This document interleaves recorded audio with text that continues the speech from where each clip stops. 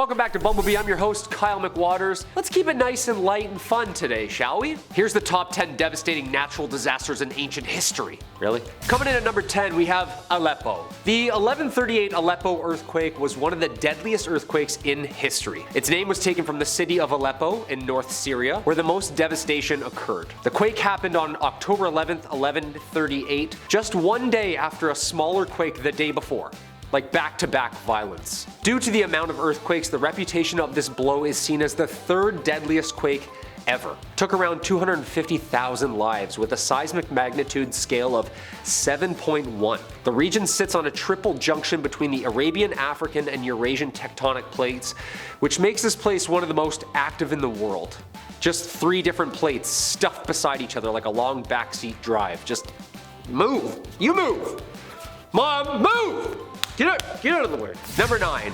Antioch. The Antioch earthquake occurred on December 13th, 115 AD, with an estimated magnitude of 7.5 on the surface wave magnitude scale. Antioch and surrounding areas were devastated with an absolute nightmare when the violent shakes triggered a local tsunami that damaged half the sea shelf.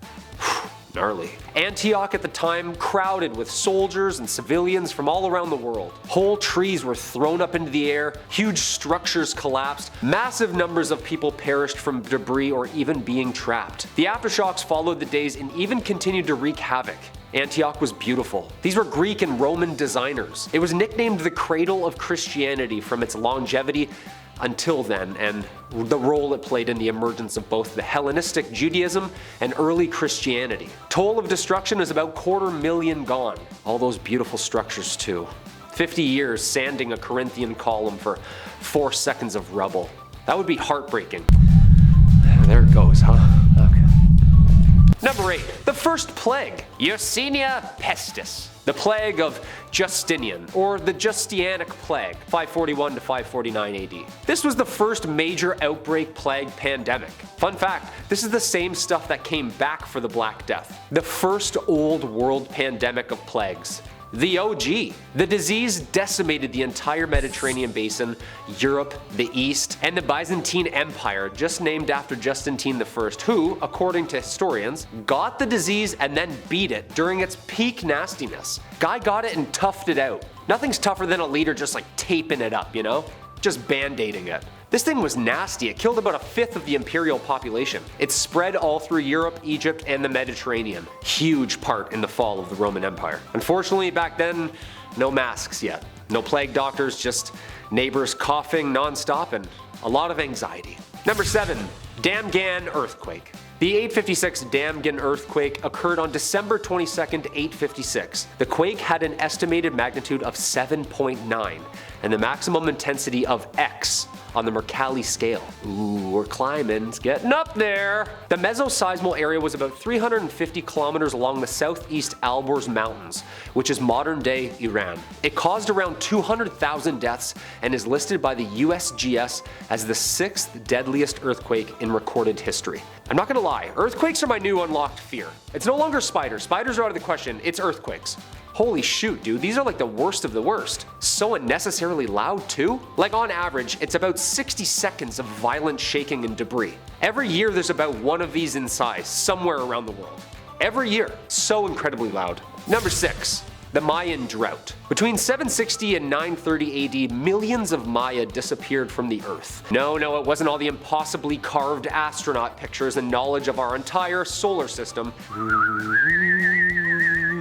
But somehow, something huge had wiped out the entire population. Due to its geography and lush environment, scientists have been scratching their heads for millennia. But recent LiDAR and thermal scans have concluded that it may have been nothing at all. Literally, a giant nothing. Or a drought. Yeah, it just dried up. Like my mouth right now. Sorry, I'm gonna get a drink after this.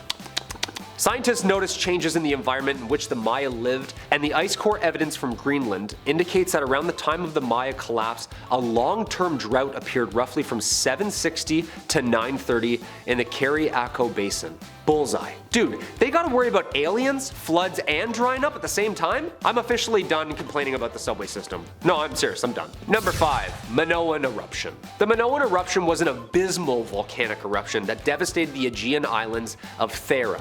aka Santorini, around 1600 BCE. It destroyed the Minoan settlements, communities, and agricultural areas on almost every nearby island. The eruption was one of the largest volcanic events on Earth in human history.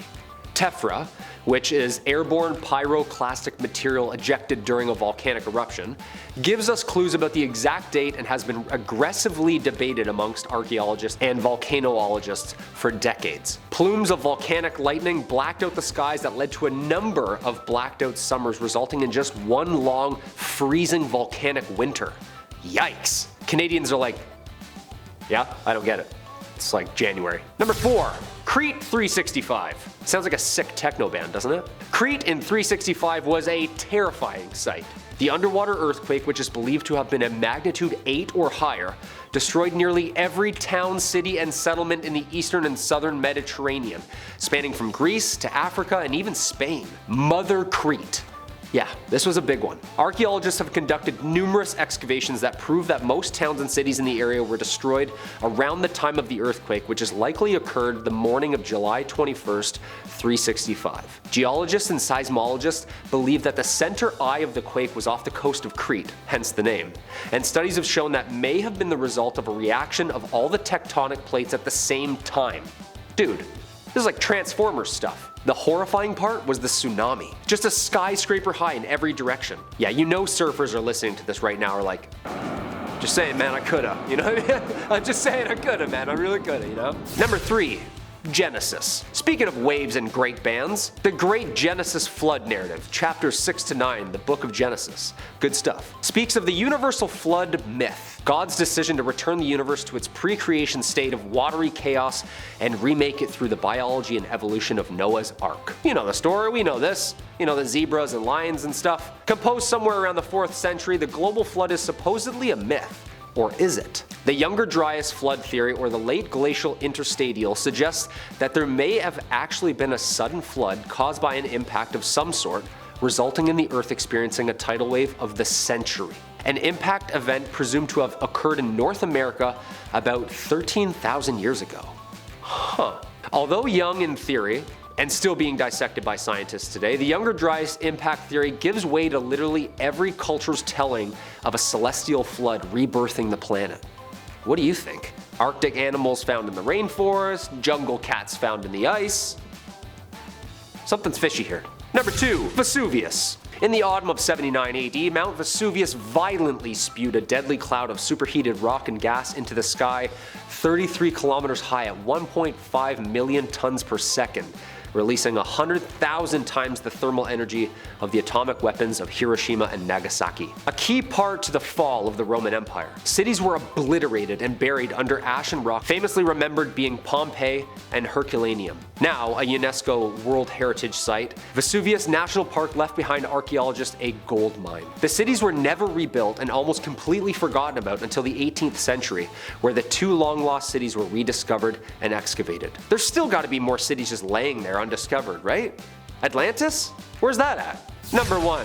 Shaanxi. Okay, this last one I'm cheating a little bit with the time period, but I think it deserves the respect due to the destruction alone. The 1556 Shaanxi earthquake occurred in the middle of the night, January 23, 1556, in Shaanxi, China during the Ming Dynasty. Most of the residents that lived there lived in yaodongs, which were mostly underground and low-access caves carved out of the rock and mountains. With the city sleeping in the middle of the night, the Earth's most devastating earthquake was just brewing. The magnitude of the quake was approximately 8 to 8.3. Yeah, that's massive. An absolutely huge 8.3 tremor. We still don't know how many exactly, but somewhere between 100,000 and a million lives were lost from the eruption, the climate, the famine, and the tsunamis it brought with it. Yeah, this is literally the worst of the worst.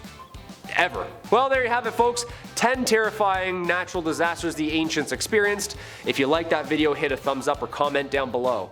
Let me know what other devastating history is out there, you know? I like history. I'm Kyle McWaters, and we'll see you next time on Bumblebee.